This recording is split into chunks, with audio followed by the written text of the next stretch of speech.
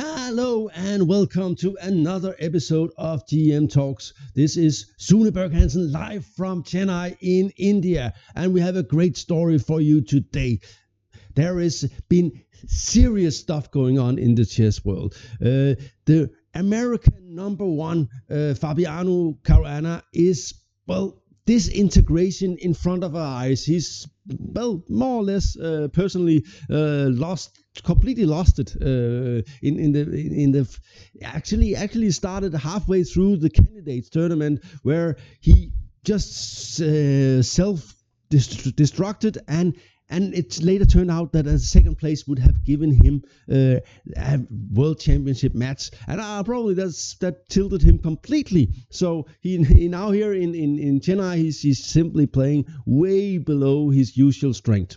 The other story we're having is the rise of Gukesh, this Indian star and he's here from Tamil Nadu, I believe, like most of the players on India too, and they're probably a little bit regretting that they didn't bring him for India 1. Then they would have had bigger chances to win, because he's got 8 out of 8 against very strong opposition. That's just insane. He's like skyrocketing through the world top. It's difficult to understand, to see if he's already like a top 10 player, but it sure looked like it. The game against Caruana was very typical for both Caruana's sort of shipwreck and Gukesh's meteoric rise.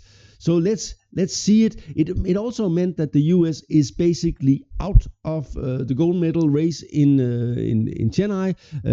They didn't have the best team. I feel a little bit sad for Sam Shankland, who touched his king when it was a draw and sort of lost the match win for the US. And but they were not really there. Wesley So was there, but the rest is not really performing the way they're supposed to. They don't look like a team, not like the Armenians, who's got way that team is not nearly as good, and they're just sitting there. You can just sense they're really fighting and rooting for each other. So that's one thing. That's one thing I wanted to build in Denmark, but we are probably not as good as Armenia, unfortunately. Well, let's get into the game. It's very instructive for a sort of a high-level grandmaster game. Caruana is white, starts with e4, which is his main opening. Gukesh plays c5, the Sicilian. We have knight f3, knight c6, bishop b5, the Rosomolimo variation. I believe this must be one of the critical moves. After all, white is sort of having a wonderful reverse English or reverse Nimzo India. And this double pawn here you'll get on c6 in a lot of lines is it is a weakness. It will sort of give problems with your structure forever. It has turned out so. While in the Caro-Kann we are happy with the double pawn on f6, in the Sicilian we're not so happy anymore about the double pawn on c6. d6, most natural move, fianchetto the bishop, and getting on with the development, fighting for the center. Here comes a little bit strange move. It's a strange time to take on c6. Usually white takes here or he waits. But okay. And rook e1. Now, this is probably already, I think maybe it was actually smart to take at this time. But anyway, rook e1. Here, the most normal moves are something like knight a6 and f6 and a very slow build-up by black. Gukesh instead played queen c7. Maybe the idea is to play e5. A lot of strange things are going on here. The thing is, black structure is bad. It's sort of a bad, and it's also not so easy to get this guy into the game. But white is also hoping he can keep this guy here out of the game. But if this guy on c8, the bishop, becomes good, it becomes very good. So this is sort of one of the themes of the game. Also, white is looking to make sort of lasting damage to black's structure, or if he's lucky, to take over the dark squares. So a3, that looks like, okay, if a player with the 1400 places, you just say, okay, that's just a waste of time. That's a ridiculous move. But when a player like Caruana plays this move, of course, we have to take it serious. And it's, of course, one of the reasons is to avoid the pin here, to take away this square, and also waiting, because if black really don't want to play this and you will get pushed and so on. So black plays d6 and white plays e5, and that's one of the new sort of ways that this is unfolding. The idea is of course something like this is not really nice for black. White will just the d pawn, c pawn here will be very weak in this situation. But of course, it will also be very weak here. But now you have a pawn. But this structure here is not like wonderful. And white will try to take this and especially take over the square on c5, d3. So basically, we are looking into something where white gets this back. Black is finishing the development. The problem is at the moment you have to play something like this if you want to keep the pawn. But then you will probably lose this pawn. Knight will sit here. The white squares will become weak. And after a knight has taken here, d4 will come, and there will be pressure in the e file. So this is all very sort of strategically complex and difficult to understand. But they of course have looked at it a lot with engines and stuff, and found a lot of ideas. So after d3, black plays c4. And that just shows that he understands what's going on. He does not want white to sit here. He wants to have at least if he's going to give the pawn back, he would like to have like 5 pawns versus 3 on the king side. Then maybe he can play something, I don't know, probably not, but an e4 if he takes on c4. So white is not going to take. He's just going to develop very fast. Still, black got the problem with this pawn. C takes, and we see that you really have to be careful here. This pawn is weak, and white is ahead in development. It's not so easy for black to get out.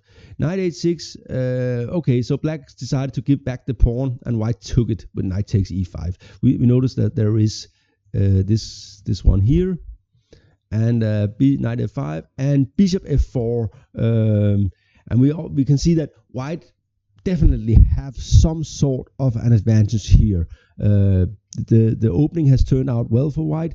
This bishop down here is not going anywhere, and black is under pressure. Queen b7 makes a lot of sense, getting out of the pin. But then comes, of course, knight a4, and we know already that this square is interesting for white. But okay, Gukesh is, so here the computer is sure that white is much better. But Gukesh is not just gonna lie down; he's gonna fight. So we will, and this has been part of the thing. And here comes g5, and that also looks kind of it's a typical move black plays in these structures, because, well, the way he needs this to have some squares for this one, and then sometimes he will have to really give it all and try to push white pieces away with something like this. Also, he's trying to make this bishop not having any good squares. White decides to go to h2. I think the computer prefers d2 with a large advantage, and black goes h5. Very also showing that Gukesh is not afraid. He's just gonna play, and white needs to worry about this move now. So rook e4, queen d7, and this is also interesting. We might have this, but at the moment there's also some problems here. But there's also this one here, and there's also giving more support for this move. Queen c2. And now comes a very impressive, mature thing. If you have watched the video on overprotection here on GM Talks, you will be very impressed with black's play here, because overprotection is something that that you should think about. What is White's plan? White's plan is, well, to be honest, the easy plan is to play something like this, and at some point win this one. Maybe in combination with this and check and so on. And a lot of pressure is coming here. So black starts by saying, okay, where's White's attack coming? Well, I'm not so afraid to lose this, because if I lose this, then this guy here will be very strong. So but this one will really hurt. So let's start by overprotecting this guy. So that's what he's doing. So, well, I don't think he has ever read Nimzowitsch Gukesh, but he still understands that was needed to be done. Queen e2. White is still having a better position with the Aljechin cannon here. Queen d5, knight c3, queen d7, and Gukesh is happy with the draw. They could take a draw here, and the way Caruana has been playing, that would maybe have been the smart choice. Queen c4, that's maybe not. Well, it does pin. It does pin the rook, but apart from that, it's not doing much there. Queen b7, b4, e6, and black managed to get this one in. He had to play very careful, and he's also threatening here. Rook b1 had to cover this one, and also to meet with a4, he might play b5 now. Queen d7, going back. Rook be8, be1, queen b7, rook b1. And here the smart choice by White would have been to take the draw. That would have been smart. But when you are Fabiano Caruana and believe you are one of the 3 best players in the world, and you're playing with a kid on board 1 in the Olympiad, and you're White, you're supposed to play on. So after this, he played a3. And now black is already better after a5. So black is sitting on the back fences here, not having much to do, but suddenly White's positions start to crumble, and black's pieces spring to life, and it gets really a lot worse very, very fast. So knight a4 was supposed to be the penalty for this move. There's also this move, but queen d8 just getting out of the problem. Of course, this is already not possible due to this move, or maybe even this move, but probably bishop b7 and so on. And well, and something like this, you just play this move. This is one of the moves black is always waiting for to get in, and here he's simply better, and White will suffer in this situation. The bishop pair is something that you have, and if you can. If it can be a factor later, then it will be very nice for black, and that's what he's hoping for. And here we can see that they will spring to life. White will not manage to do anything with the attack, and black will simply get the bishop pairs rolling. But White is still on tilt and takes this pawn. Rook takes here, and queen d5, and it's already a big problem for White. Black's pieces are active now. The bishops are strong. White's is losing all coordination. Queen e2. Rook takes a3. And probably Caruana missed that if he takes here, then comes this move, which is already dead. White has to keep the rook covered. And after something like this, that's a simple bishop d3, hitting everything, and everything falls apart for White. So total disaster. Rook d1, that was not hard. So White just lost a pawn. He's a pawn down. Black has the initiative and the bishop pair and active pieces, and well, and White panics. This knight had to go, but well, it's not helping.